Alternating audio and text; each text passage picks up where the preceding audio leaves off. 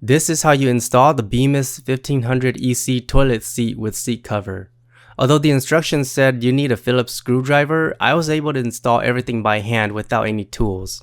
In order to install it, you'll need to remove the old seat.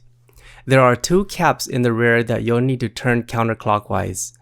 It might be a little tight, but give it some elbow grease and it will turn. Next, you'll want to lift the seat up.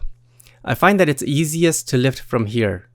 Just put a little pressure on the underside of the seat and it will pop right off. After you get it off, don't forget to clean it thoroughly with disinfecting wipes or alcohol. If your old seat already has the plastic bolt and wing nuts, you can just reuse it. Or if you want, you can untighten the wing nut from below and remove the old bolt and replace it with a new one that comes with the seat. Once you're done with that, it's time to put on the new seat. I keep the new seat in the bag until it's time to install it. Installation is the reverse. Make sure the lock is unlocked.